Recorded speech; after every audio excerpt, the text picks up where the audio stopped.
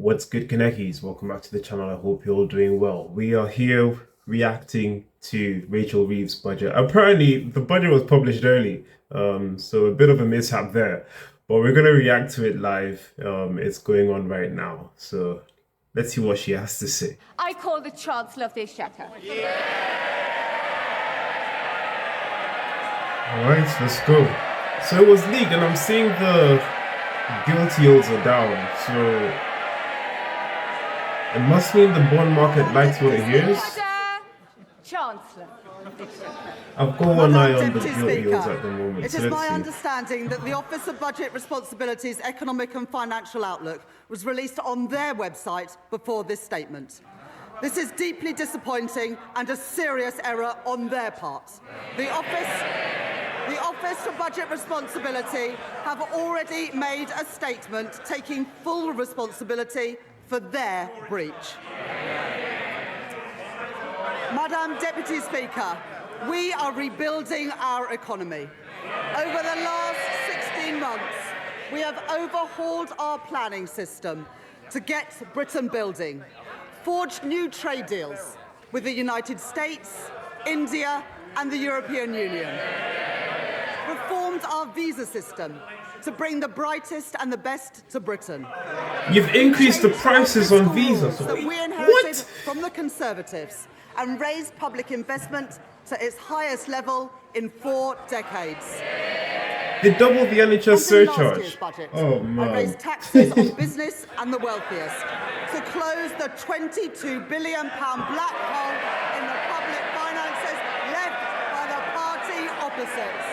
You're still running And deficits, we used that sweetheart. money to fund the biggest ever settlement for our National Health Service.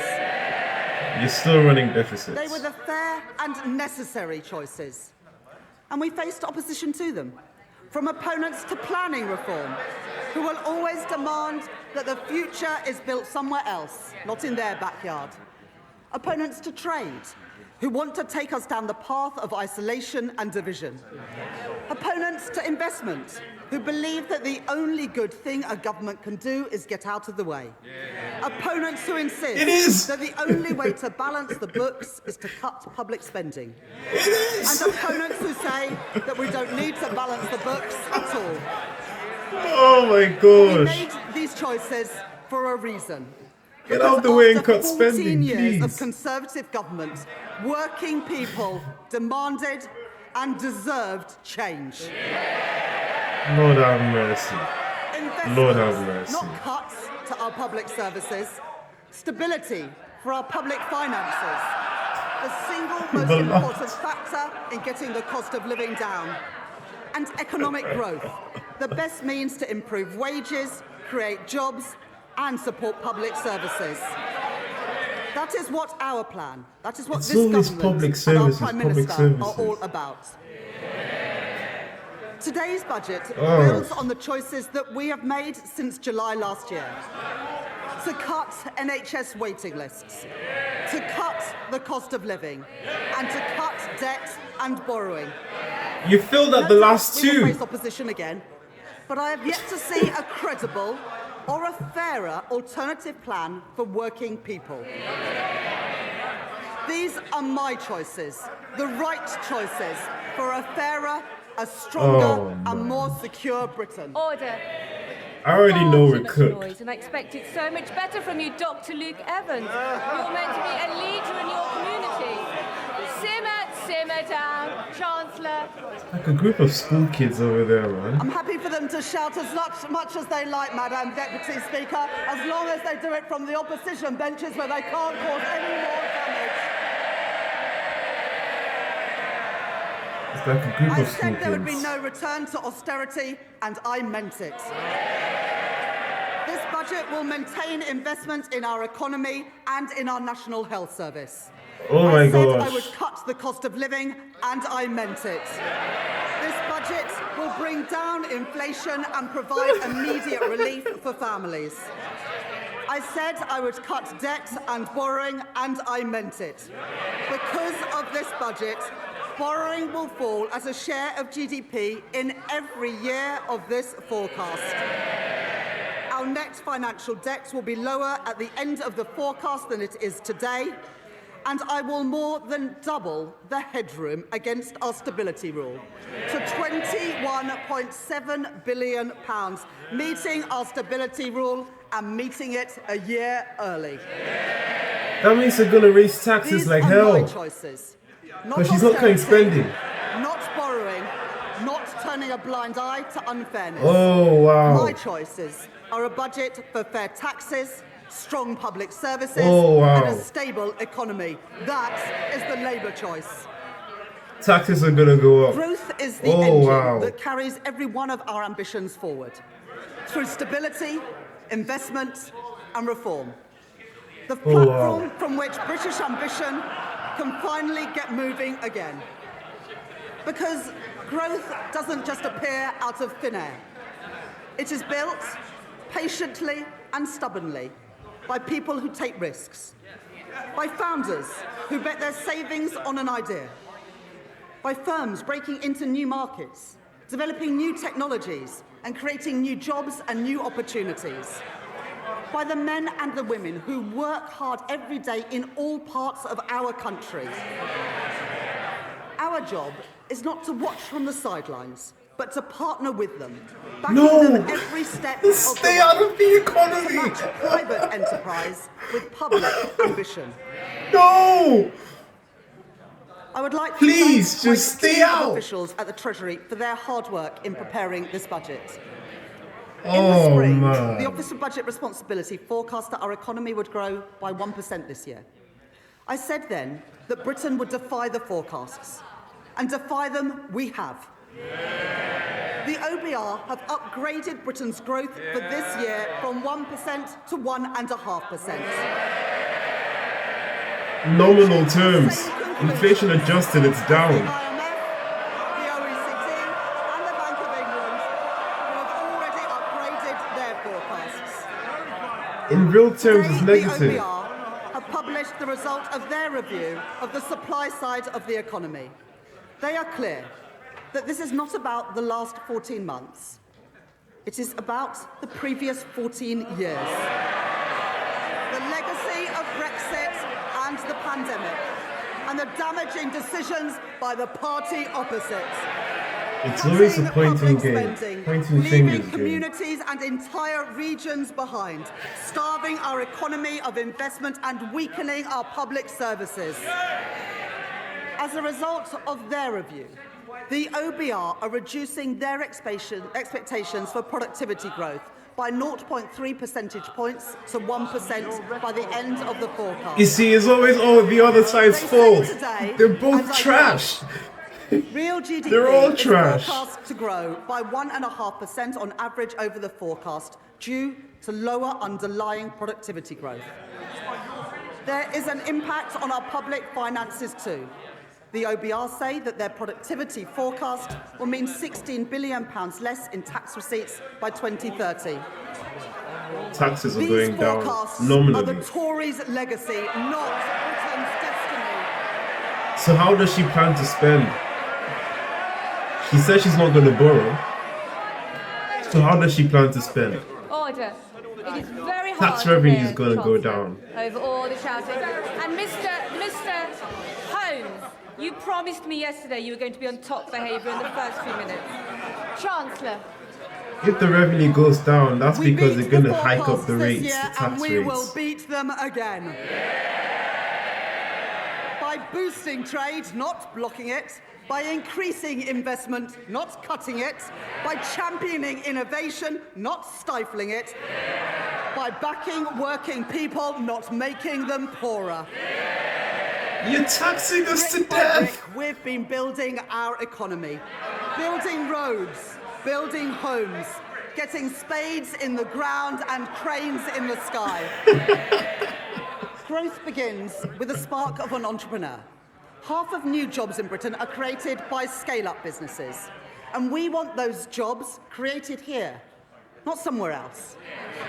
Our job is to make Britain the best place in the world to start up, to scale up, and to stay. So we're widening eligibility for our enterprise incentives, so scale-ups can attract the talent and the capital that they need. Expanding the enterprise management incentive so more companies can offer tax-relieved share options. Re-engineering our enterprise investment and venture capital trust schemes so they don't just back early-stage ideas, but stay with companies as they grow. Introducing UK listings relief, a 3-year exemption from stamp duty reserve tax for companies who choose to list here in Britain. And to continue this work, I am launching a call for evidence on how our tax system can better back entrepreneurs and a targeted review with founders and investors at the heart to make the UK an even more attractive place to grow your business. We are sending a simple message to the world. If you build here, Britain will back you. Oh my gosh. And Subsidizing our entrepreneurs. should do the same. We're going to subsidize The it. UK has some of the lowest levels of retail investment in the G7. And that is not only bad for business, who need that investment to grow, it's bad for savers too. We're going to talk Someone about who has cash invested ISAs. £1,000 a year in an average stocks and shares ISA every year since Cash 1999 ISAs. would be £50,000 better off today if they'd put that same money into if they'd put the same money into a cash ISA. Why are you stuttering, So, sweetheart? from April They're 2027, going to cut cash ISAs. I will reform our ISA system, keeping the full £20,000 allowance while designating 8,000 of it exclusively for investment, with over 65s retaining the full cash allowance. And thanks to our changes to financial advice and guidance, banks will be able to guide savers to better choices for their hard-earned money. Over 50% of the ISA market, including Hargreaves Lansdown, HSBC, Lloyds, Vanguard and Barclays, have signed up to launch new online hubs to help people invest here in Britain. So what, the cash ISA limit is cutting down to At this 8,000 budget, for consistent people with the younger than commitments in our 65? corporate tax roadmap, I will retain our competitive corporation tax rate, the lowest in the G7, and retain our generous full expensing offer for business investments. I will also introduce a new 40% first-year allowance so that businesses can write off more of the cost of their investment up front, while reducing main rate writing down allowances in line with fiscal constraints. Private investment is the lifeblood of economic growth, but growth needs public investment too. Oh my When gosh. faced with challenges, previous chancellors have chosen to decrease, delay or cancel capital spending. But low investment is the cause of our productivity problem, not the solution. So my choice That's causing is not the cut, inflation. not stagnation, but to maintain the additional £120 billion of investment that I provided at the spending review. In transport to link our towns and our cities, energy infrastructure to power our businesses, and housing so people can live near good jobs paying decent wages and growing businesses. That is the Labour choice. I'm grateful to the Financial Secretary to the Treasury for his work in driving our growth agenda forward. As we allocate investment for the infrastructure that is the backbone of economic growth across our country, today I will commit investment for the Lower Thames Crossing.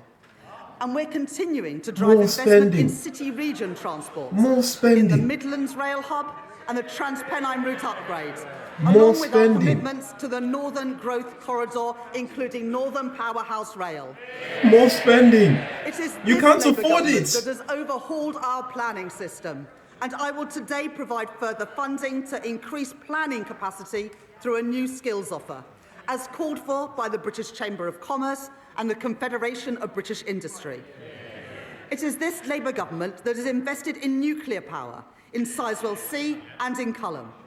We are taking forward our commitment to slash electricity prices for thousands of manufacturing businesses, as Make UK and many others have called for. And today I'm pleased to welcome John Finkelton's report, an ambitious plan to cut the red tape that has tied our nuclear industry in knots for decades. And within 3 months, we will set out our plan for delivering his recommendations. We are proud of our industrial heritage, and we are determined to build the industry of the future. so that we buy, make and sell more here in Britain. That's why, as we increase defence spending, we are investing in Portsmouth, in Barrow and in Plymouth. And I'm pleased to be supporting Team Derby, an initiative to drive growth in one of our defence industry hubs. It's why we stepped in to save British Steel in Scunthorpe and invested in Sheffield Forge Masters. And it's why we've changed government procurement, so we can buy British when it is crucial to our national security. Defence never goes for hungry. Shipbuilding, and today for AI, driving innovation and building that great industry here in Britain.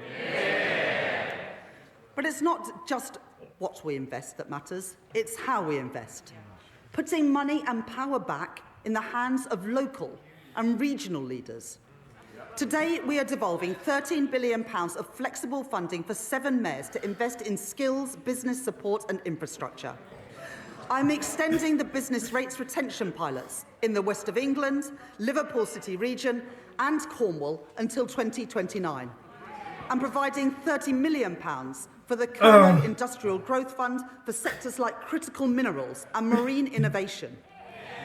I am establishing the Leeds City Fund, a long-term agreement to retain business rates to fund local regeneration projects like the development of Leeds South Bank, and I am allocating £20 million for the new Peterborough Sports Quarter and £16 million for a science centre in Darlington from the Growth Mission Fund.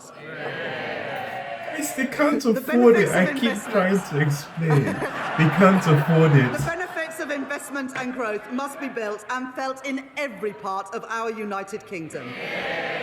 So we are providing an additional £370 million for the Northern Ireland Executive, £505 million for the Welsh Government, and £820 million for the Scottish Government over the spending review period through the Barnett formula. That's already what, 1.9 bill? Sorry, I didn't quite catch that from the SNP. Did they not?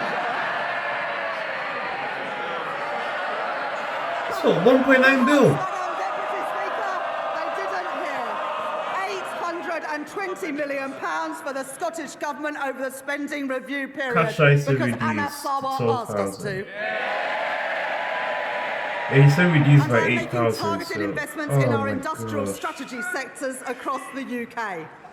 Oh my god. In Northern Ireland, I am providing £17 million to support businesses and strengthen the UK internal market, and backing advanced manufacturing through the Northern Ireland Enhanced Investment Zone. Wales will be the host for 2 AI growth zones, creating more than 8,000 jobs, supported by a £10 million investment in the semiconductors critical for that industry. And we are building the UK's first small modular nuclear reactors with Rolls-Royce at Wilfer in Anglesey.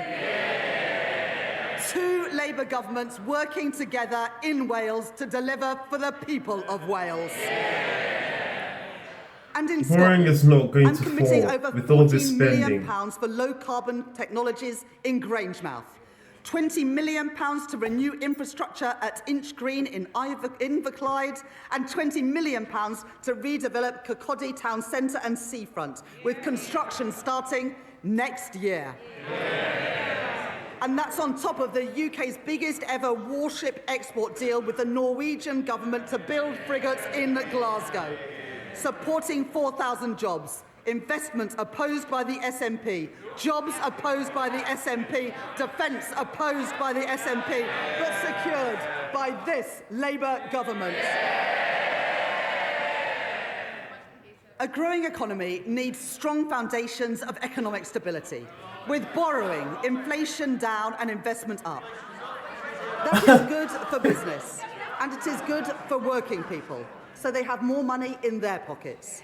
Economic stability, safeguarded by ironclad fiscal rules, is our best defence against rising prices and the best way to improve living standards. We've all seen the alternative.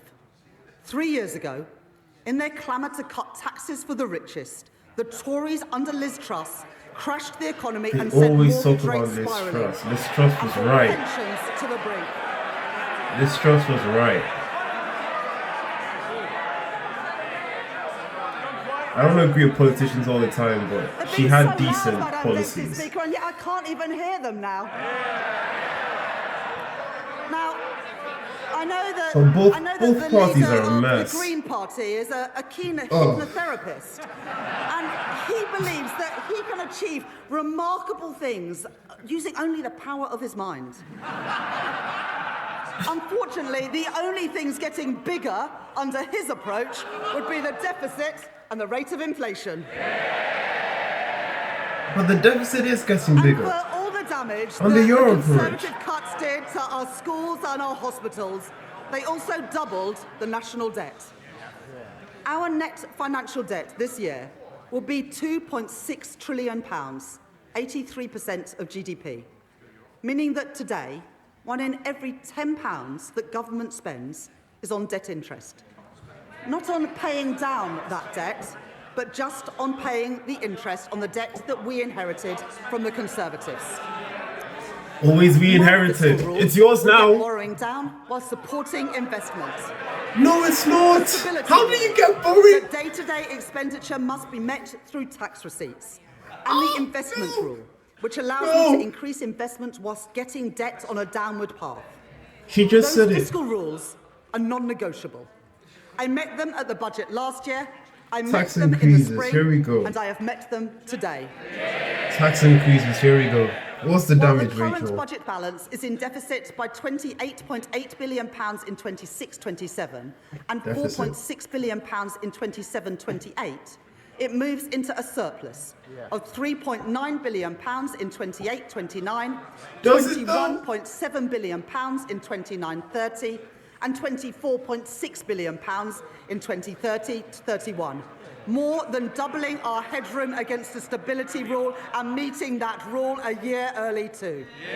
With all the spending you're doing now, Our how net is it going to financial meet debt it? is 83.3% in 26-27, 83.6% in 27-28, 83.7% in 28-29, falling to 83.0% in 29-30 and 82.2% in 2030-31.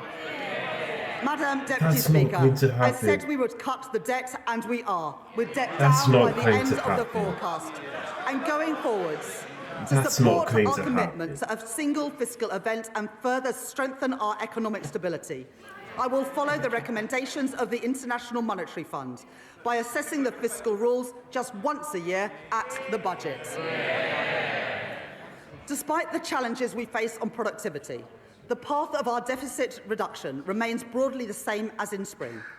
Public sector net borrowing is due to be £112.1 billion, or 3.5% of GDP in 26-27, 3% in 27-28, 2.6% in 28-29, 1.9% in 29-30, and 1.9% in 2030-31, ending You're lying. at £67.2 billion.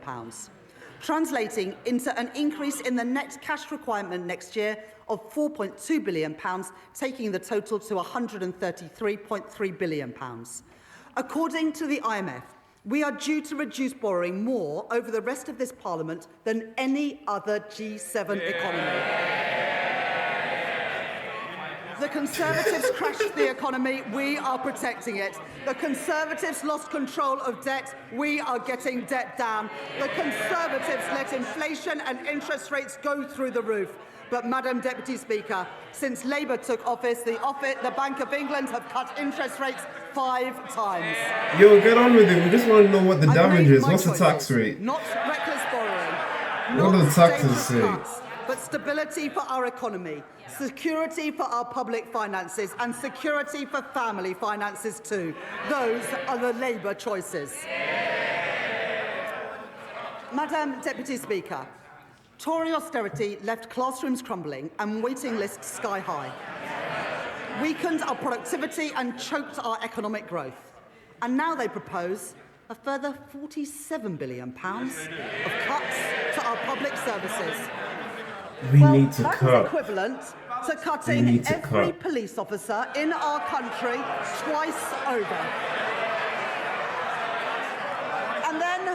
And then there is reform. who promise more than £100 billion of cuts with no details of where those cuts will come from or who will pay for them. A recipe for devastating damage to our public services. People voted for Labour because they wanted roads that aren't Read that full of tagline at the potholes. bottom They right want there. Read police that on our tagline. streets, and they want an NHS that is there when they need it. The surplus is cap. And we're delivering that. The surplus is cap. Waiting list down by 230,000. And not just the 2 million additional appointments we promised, but an additional 5.2 million appointments already delivered since the general election. I joined the Labour Party almost 30 years ago because I could see that the Conservative government that I grew up under didn't care much about schools like mine. Textbooks were rationed. I know that many of you weren't at schools like mine. There is far too much noise, far too much excitement. People need to calm down a little. Chancellor. We're getting to the backstory, the origin story. What the Tories did to schools like mine, but I will tell them. Origin story, here we go. Textbooks rationed, libraries closed, kids herded into porta cabins in the playground, and I came into politics to change that. The money that I allocated at the spending review will fix the crumbling classrooms that the Conservatives left behind and build the schools that they promised but never delivered. That's why they increased, And they today, added VAT thanks to private schools, by the representations way. from my honourable friends, the members for Wolverhampton North East and Leeds South West and Morley, I will provide £5 million for libraries in secondary schools. More spending. Building on the £10 million commitment to ensure that every primary school has a school library within this Parliament. More spending. And thanks Can't to afford it. representations from my honourable friends, the members for Bournemouth East and from Luton North, I am providing £18 million to improve and upgrade playgrounds across England. More spending. Madam Deputy Speaker, let there be no doubt that this is a government that is on the side of our kids and who will back their potential. I will not allow the legacies of Conservative neglect to stain our society. Last year, I made changes to the Mine Workers Pension Scheme to ensure that its members receive the fair pensions that they are owed. This year, with thanks to the Minister for Pensions for all his work in this subject, I can go further. I have heard representations from Labour Coalfield MPs, including my honourable friends, the members for Bassetlaw, Blythe and Ashington, Barnsley South, Mansfield and Llanelli. And today I can announce that I will transfer the Investment Reserve Fund of the British Coal Staff Superannuation Scheme to its members. I don't even know what that means. So that the men and the women who worked in our coal industry get a fair deal in their retirement too. I don't even know what that means. And more. Having heard representations from my honourable friends, the members for Banbury and the member for Edinburgh South West, I will index for inflation on pensions accrued before 1997 in the Pension Protection Fund and the Financial Assurance Scheme, so that people whose pension schemes became insolvent, no fault of their own, no longer lose out as the result of inflation. They're already insolvent. It's a Ponzi. Last year, Pensions I also are Ponzi. provided funding to compensate the victims of the infected blood scandal, after the previous government failed to budget for the costs of compensation. This year, I have listened to representations from my honourable friend, the member for Eltham and Chislehurst, and my honourable friend, the member for Edinburgh South West. And I'd like to thank the Minister for Employment for her representations over many years on this subject. As a result, I will exempt all payments from the infected blood scheme from inheritance tax, regardless of the circumstances in which those payments are passed down. Madam Deputy Speaker, that is how we should be spending taxpayers' money, on dealing with injustices and You building shouldn't strong be spending public our money services, at all. It's not yours. not on waste and inefficiency. At the spending review, I set an ambitious target It's not of yours. £14 billion of efficiencies per year by 2029. And I am grateful to the Chief Secretary to the Treasury for driving that work forward, realising savings through AI and automation, and by scrapping NHS England and reducing back office staff by 18,000. At this budget, I will find a further £4.9 billion of efficiencies by 2031, getting rid of police and crime commissioners, cutting the cost of politics and local government, and selling government assets that we no longer have any use for. These savings will be required across government, but for our National Health Service, I will reinvest all of these savings back into the care that people rely on. More nurses, more GPs, more appointments. And you plan to pay down the debt, Restoring sweetheart? the services that faltered under years of Conservative decline and investing in the future of our National Health Service. And today I am announcing £300 million of investment in technology to improve patient service and 250 new neighbourhood health centres. Expanding more services into communities so that people can receive treatment outside of hospitals and get better, faster care where they live. Over 100 of these will be delivered by 2030, including in Birmingham, Truro and Southall. The Labour Party founded our National Health Service, and we will renew our National Health Service.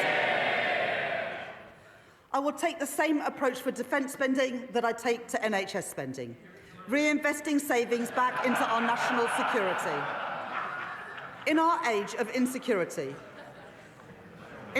insecurity, Britain will continue to stand with our allies, working in collaboration to secure a sustainable ceasefire for Ukraine, and maintaining our commitment to NATO, with the UK set to spend 2.6% of GDP on defence by April 2027. Madam Deputy Speaker, More spending. the public rightly That's all I'm expects that we hearing. stamp out Spending. fraud, error and waste, and put that money to good use in our schools and our hospitals and other frontline services. Nothing about My paying right down the honourable friend, debt. the Home Secretary, has already announced that she will claw back excess profits from the use of hotels to house asylum seekers, as we phase out the use of those hotels entirely. And we will consult on reforms to indefinite leave to remain and Why are they using access to hotels in the first place? taxpayer-funded benefits. The introduction of digital ID will break the link between illegal migration and illegal Oh work. my gosh, digital And ID. the HMRC and the Fair Work Agency will crack down on illicit businesses that blight our Oh. high streets and undercut illegitimate firms, enforcing the minimum wage, investigating dodgy Minimum businesses, wage. and increasing scrutiny of the gig economy, as well as tracking down fraudulent business owners who vanish without paying their taxes. And I'd like to thank my honourable friends, the members for Great Grimsby and Cleethorpes, Lee and Atherton, and Kensington and Bayswater for their representations on this subject.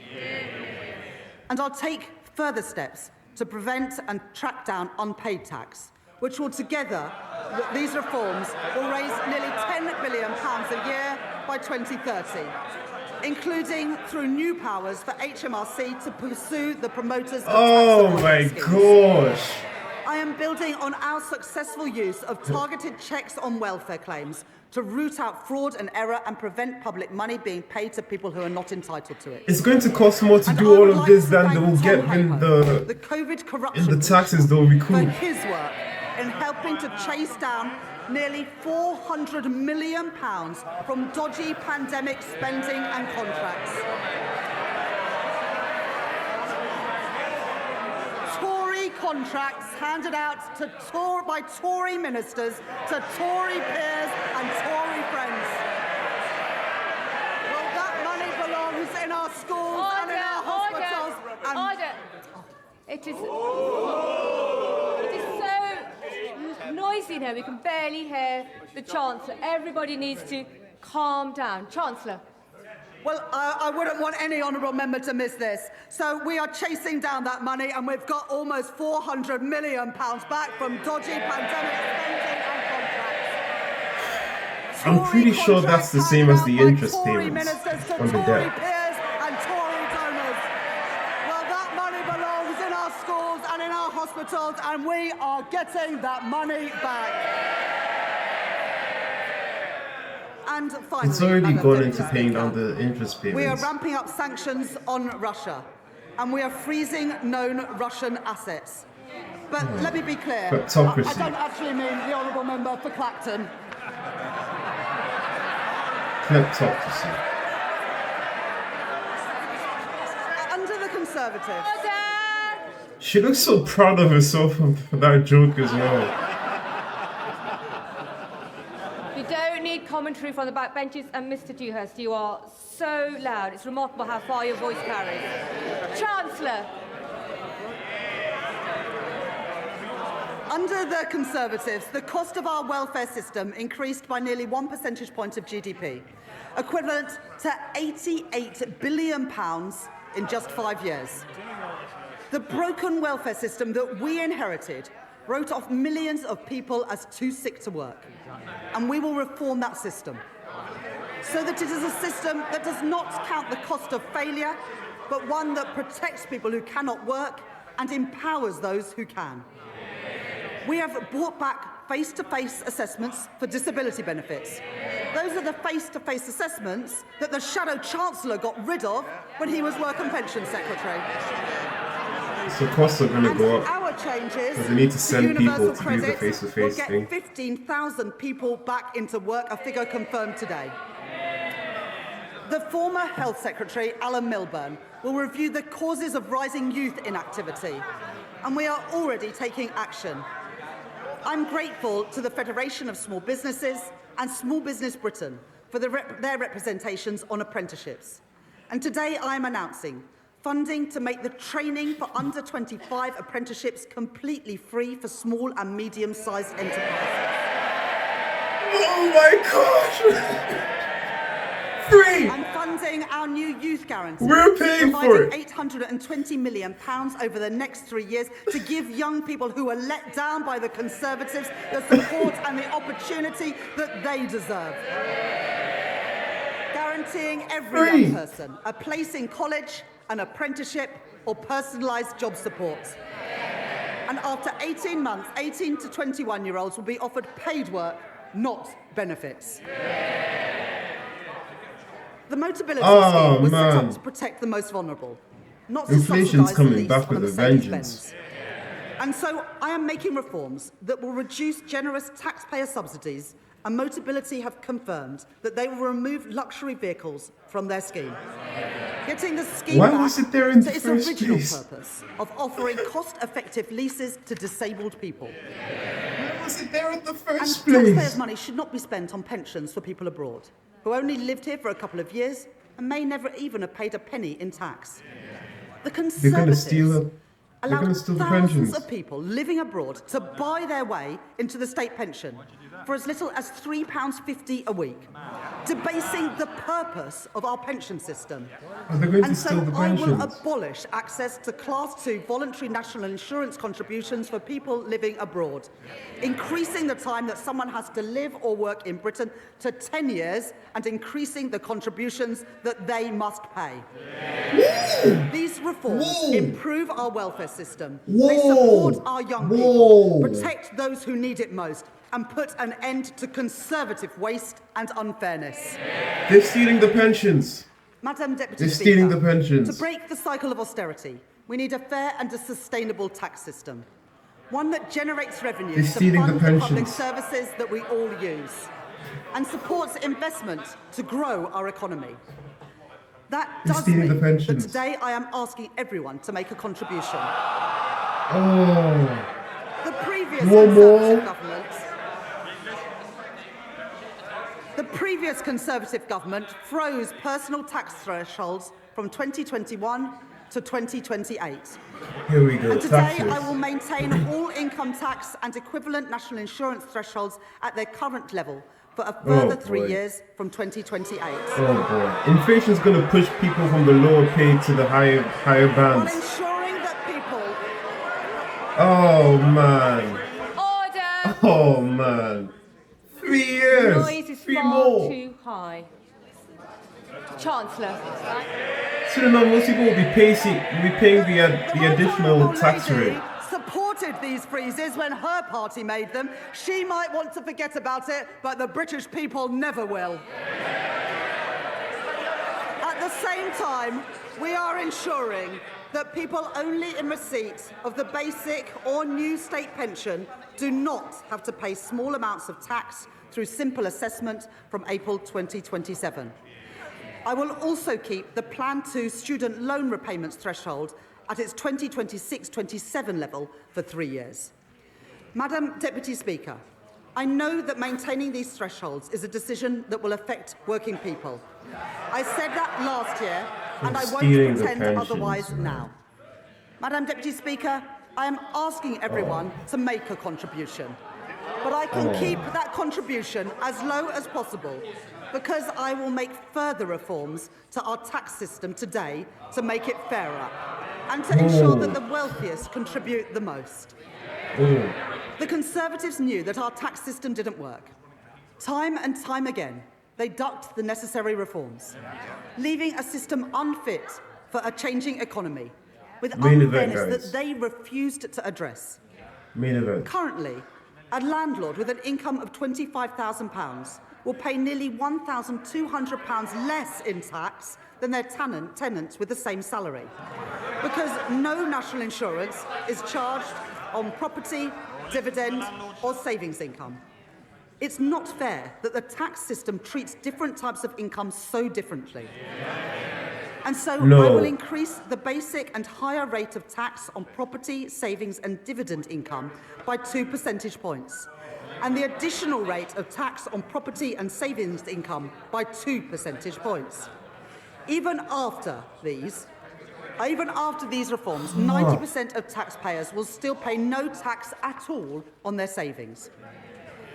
As well as narrowing the gap between the tax on income from assets and income from work, I also believe that a fair society is one where the wealthiest pay their fair share. The taxing interest on savings. The reforms I made last year will raise an additional £8 billion a year by 2020-30 from wealth. I increased taxes last year on private equity, private schools and private jets. I abolished the non-dom tax regime. And this year, I will make 2 changes to cap trust charges and prevent avoidance. I reformed inheritance tax on agricultural and business assets. Wow, they're taxing the farmers. And this year, I'm aligning those reforms with wider inheritance tax rules by allowing the transfer of the 100% relief allowance between spouses, balancing the taxation of these valuable assets with the realities of family life. In this budget, I will take further steps to deal with a long-standing source of wealth inequality in our country. A Band D home in Darlington or Blackpool pays just under £2,400 in council tax, nearly £300 more than a £10 million mansion in Mayfair. And so, from 2028, I am introducing the high-value council tax surcharge in England, an annual £2,500 charge for properties worth more than £2 million, rising to £7,500 for properties worth more than £5 million. This will be collected alongside council tax, levied on owners, and we will consult on options for support or deferral. This new surcharge will raise over £400 million by 2031 and will be charged on less than the top 1% of properties. Inflation will push house prices into that higher band. Cost the taxpayer billions of pounds a year. But many of them no longer serve their original purpose. The government rightly provides generous tax relief for people paying into a pension, relieving income tax on all contributions and on the investment itself, as well as national insurance relief on employer contributions, at a cost of over £70 billion a year to the Exchequer. This budget makes no changes to those reliefs or to the tax-free lump sum. But salary sacrifice for pensions, which was intended to be a small part of our pension system, is forecast to almost treble in cost to other taxpayers, from £2.8 billion in 2017 to £8 billion by 2030, with the greatest benefit going to the highest earners, or to those in the financial services sector putting their bonuses into pensions tax-free, while those on the minimum wage or those whose employers don't offer salary sacrifice don't benefit at all. That is not sustainable for our public finances. putting pressure on the tax that everyone else pays. And so I am introducing a £2,000 cap on salary sacrifice into a pension, with contributions above that taxed in the same way as other employee pension contributions. That is a pragmatic step, so that monthly people, or annual? especially on low and middle incomes, can continue to use salary sacrifice for their pension without paying any more in tax than they do now, and to give individuals and employers time to adjust to these new arrangements. These changes will come into effect in 2029. The coalition government introduced 100% relief from capital gains tax on business sales made to employee ownership trusts, creating a route for gains to go completely untaxed when businesses are sold. I will reduce that relief to 50%, retaining a strong incentive for employee-owned companies. And as we work towards doubling the size of the cooperative economy, the Department for Business and Trade will launch a call for evidence on how we can better support co-ops to grow. Because of the changes that I have made to capital gains tax this year and last year, receipts are forecast to increase from £14 billion this year to £30 billion by 2030. What if the businesses leave the To support our high country? streets, I am announcing a package of regulatory changes as called for by UK Hospitality and the British Retail Consortium.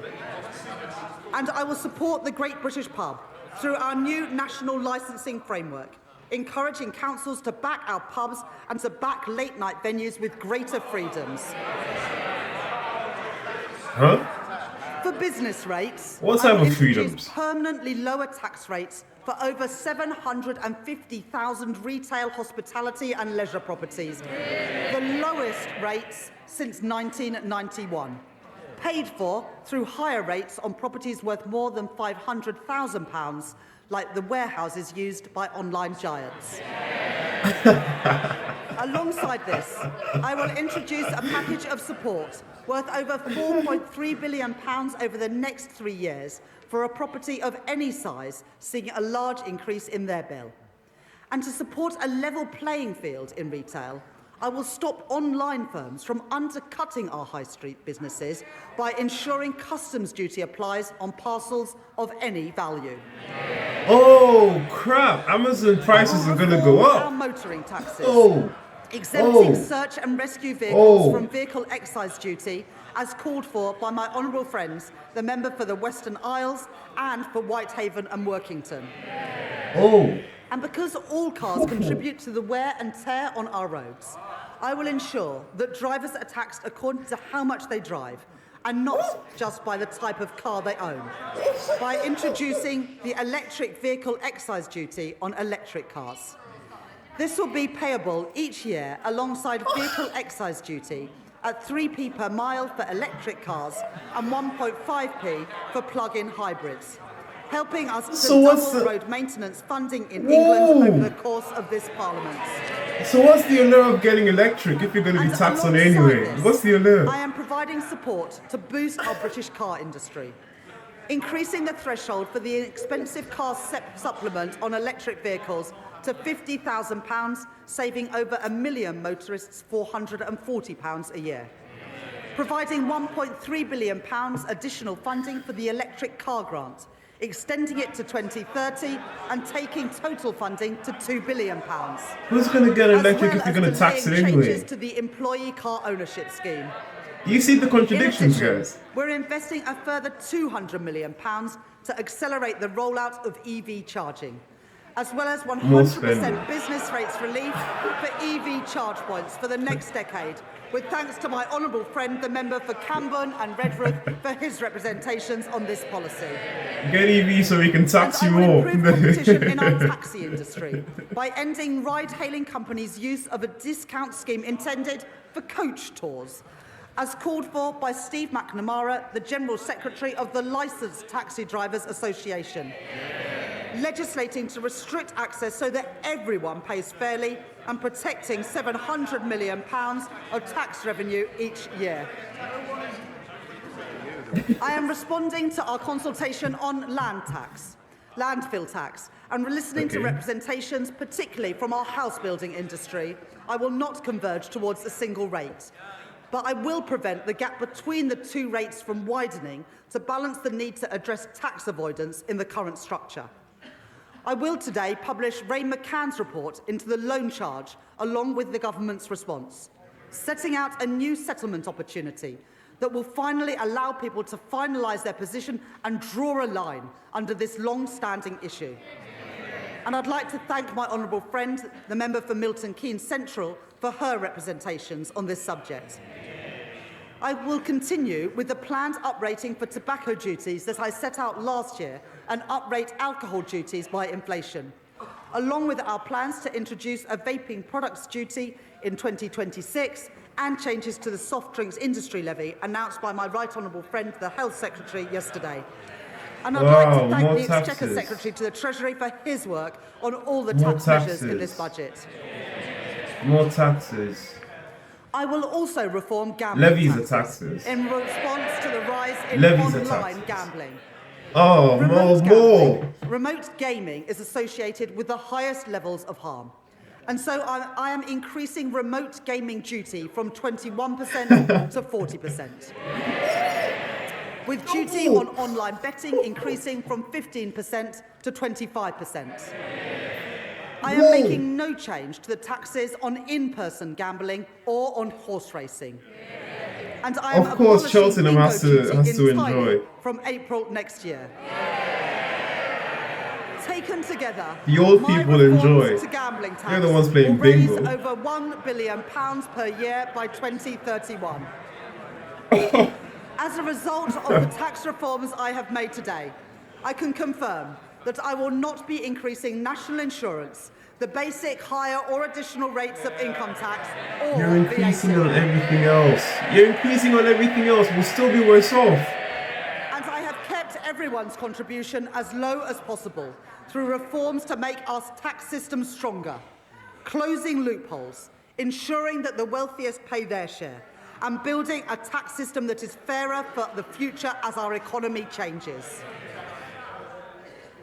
Rah. On the day I became Chancellor, I said that I would judge my time in office a success if I knew that ordinary children from working class backgrounds were living more fulfilling lives. Their horizons expanded, their potential realised. Really? I joined the Labour Party. I came into politics because I believe that every child has equal worth and deserves an equal chance to achieve their promise. I don't think that's true. The biggest Barrier unemployment is going up. Is child poverty. Because for every child that grows up in poverty, our society pays a triple cost. The first and the heaviest is to the child. Going to school hungry, waking up in a cold home, or in another B&B. While other children enjoy the advantages of parents with time to help with homework, the quiet space at home to work in, too many go without. And there is also the cost of supporting a family in poverty, which ends up in the lap of overstretched councils, who can do no more than shunt them into temporary accommodation at huge cost to local taxpayers. Then there is the future cost to our economy and to our society, of wasted talent and a welfare system that bears the cost of failure for decades to come.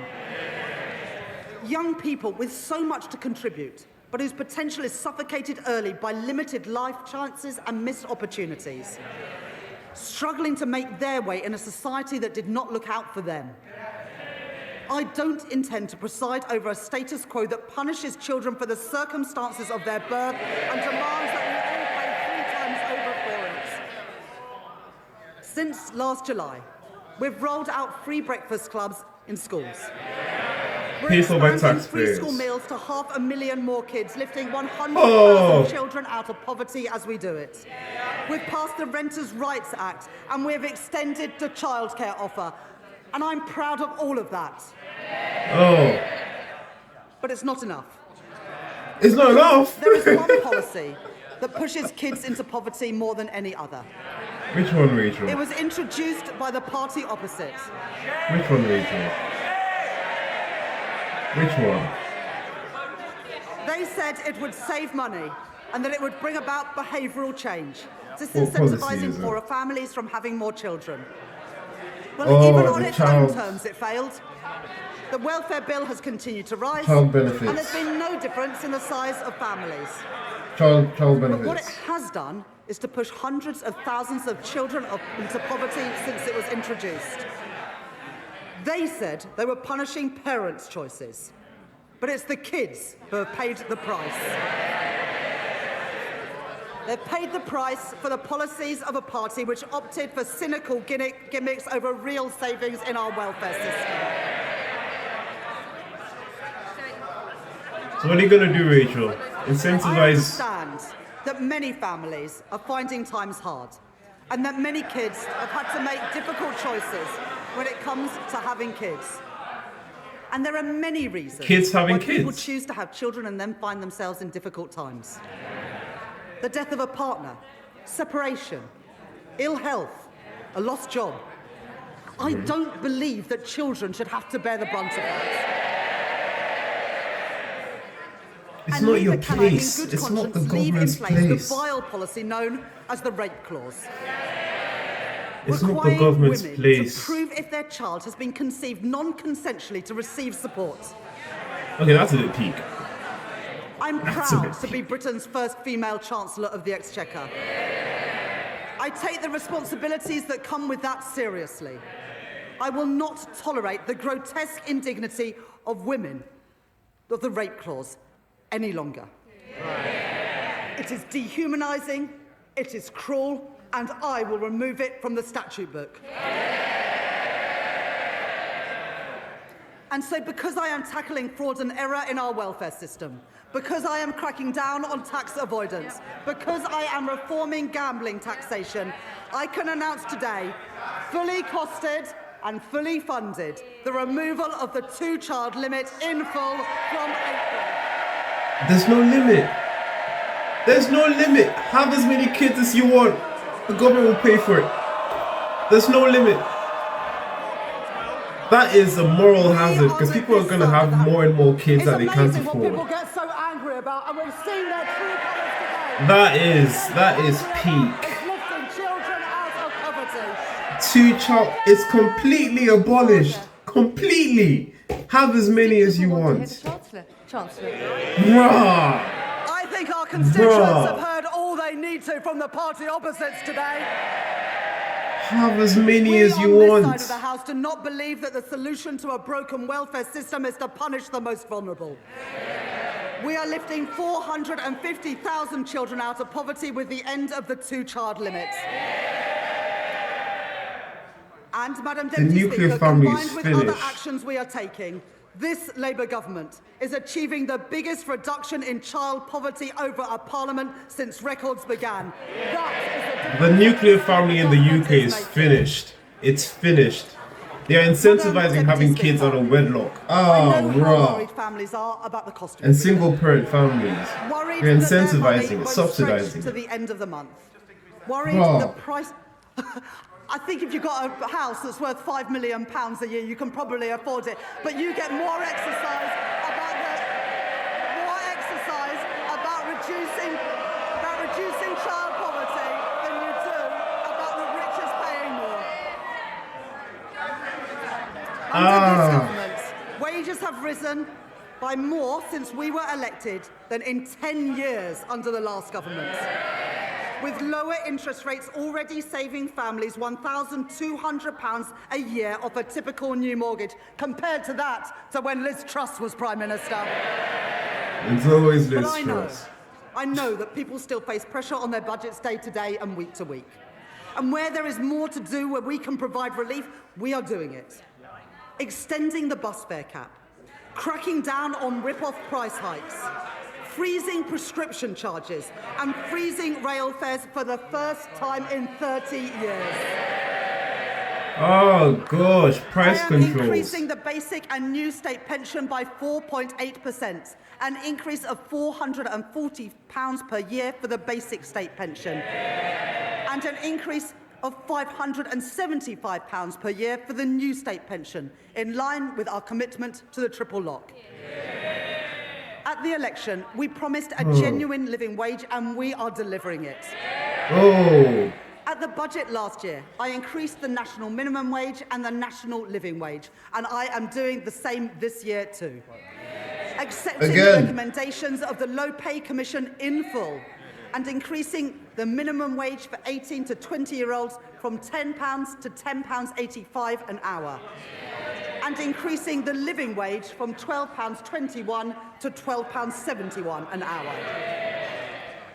Under current plans, the temporary 5p cut to fuel duty that was introduced during the pandemic will come to an end in April, and fuel duty will be uprated in line with inflation.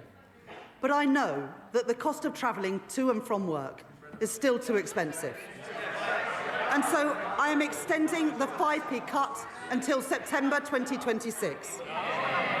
And because I know that changes in wholesale prices are not always passed on to motorists, I am bringing in new rules to mandate petrol forecourts to share real-time price rises through a new fuel finder, empowering drivers to find the cheapest fuel, calling out rip-offs and strengthening competition, saving the average household £40 a year. Madam Only Deputy 40? Speaker, one of the greatest drivers of the rising cost of living is the cost of energy prices. They've already spent that on the taxes. The cause of high energy bills must be tackled at source.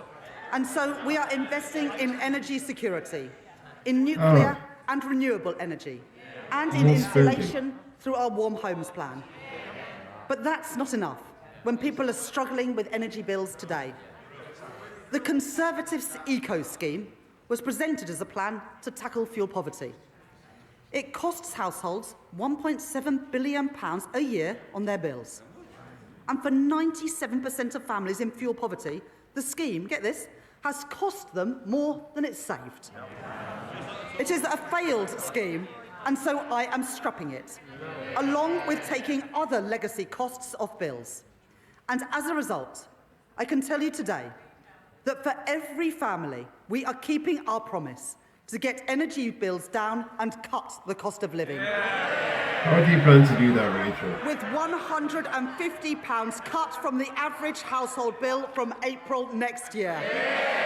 How do you plan to do that, Rachel? Money off bills and in the pockets of working people. That is my choice. Not to neglect Britain's energy security like the Tories did. Not to leave working families to bear the brunt of high prices like the Tories did, but to get energy costs down now and in the future.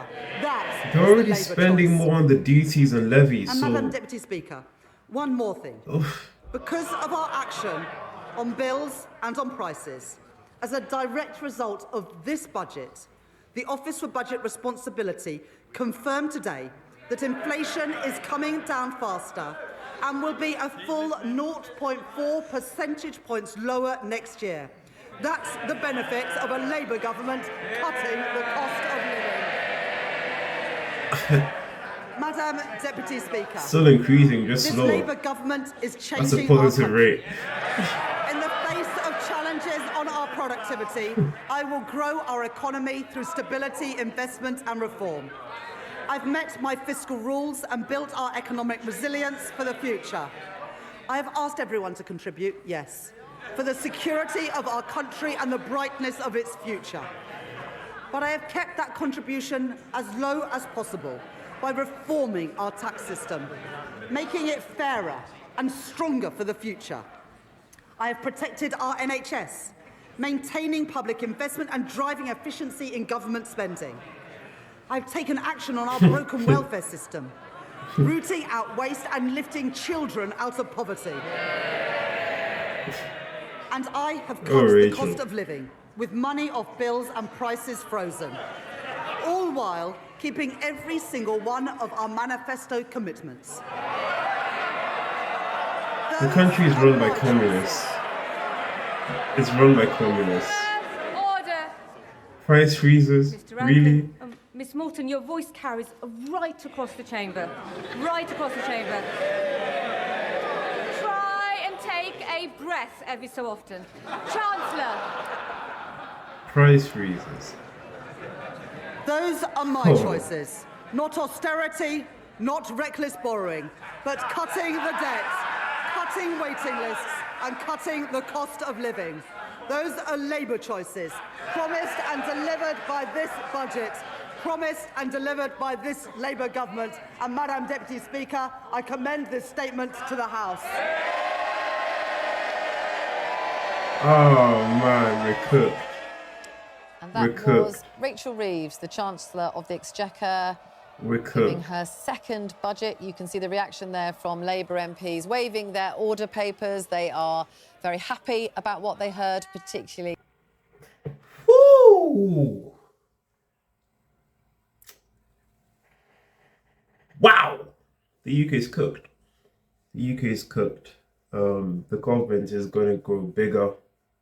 You guys know my stance on bigger government. It shouldn't be a thing. The government should be keeping its hands out of the economy.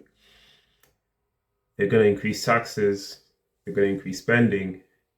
And they believe that it's going to reduce the deficit. People are just going to leave. People are going to leave. I'm already considering leaving. Oh, man. And they're stealing the pensions. Foreigners' pensions, people who work in the UK, they're stealing it, and they're going to extend it to 10 years as well.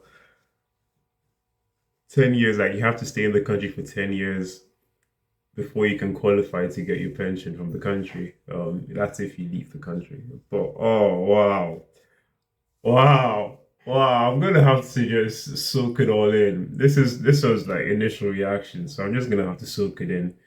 You know, read up articles that summarize the changes. But wow. Just a high level summary from what I expect to happen. The economy is going to stagnate. They're going to print the pound because they can't afford all of this with just taxes. So they're going to borrow more. Everything she was saying about borrowing, decreasing borrowing, it's a lie, it's cap. They're going to increase borrowing. Either that or they're just going to print the currency. That's going to devalue it even more. So expect prices to rise. There will be some deflationary aspects to this. Certain parts of the economy will undergo recession. The EVs, the EVs, expect to slow down there. I don't expect people to start buying EVs all of a sudden just because they're subsidizing it, because now they're adding taxes to EVs.